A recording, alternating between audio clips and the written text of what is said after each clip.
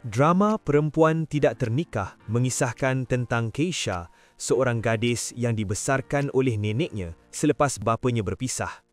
Kehidupannya bergoncang apabila bapa kandungnya, Malik, kembali muncul dan mengambil kesempatan ke atasnya.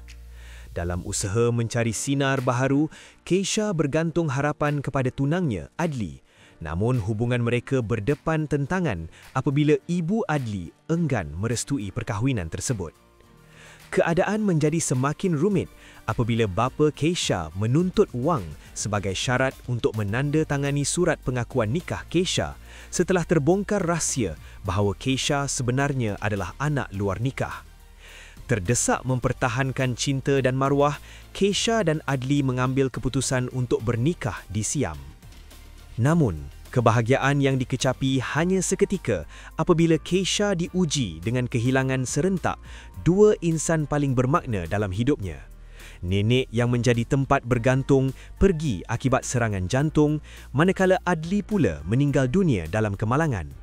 Lebih mengayat hati, keluarga Adli menolak Keisha yang sedang mengandung, menyebabkan Keisha terjerumus dalam kemurungan yang mendalam. Takdir mempertemukan Keisha dengan Ryan, seorang lelaki yang menyelamatkannya dan membantu dia bangkit semula di sebuah rumah kebajikan. Namun, trauma silam membuatkan Keisha menafikan perasaannya terhadap Ryan dan memilih untuk melarikan diri. Ujian demi ujian terus menimpa apabila bayi Keisha dirampas ketika dia berada dalam keadaan koma. Bertahun-tahun kemudian, Keisha bangkit dengan identiti baharu sebagai Rihanna.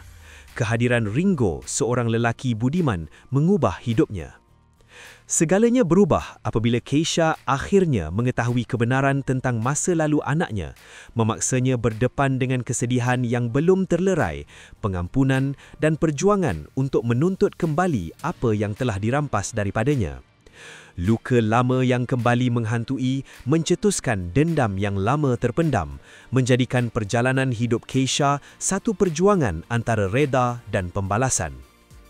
Drama ini mengkritik institusi keluarga yang gagal menjalankan peranan sebenar.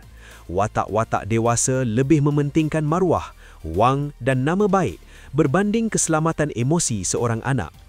Cerita ini menyampaikan bahawa keruntuhan moral dalam keluarga memberi kesan berpanjangan bukan sahaja kepada individu, malah kepada generasi seterusnya. Jalan cerita ini juga menonjolkan bagaimana masyarakat mudah menolak wanita selepas berkahwin, apatah lagi apabila suami tiada. Keisha dianggap beban walaupun sedang mengandung zuriat keluarga tersebut.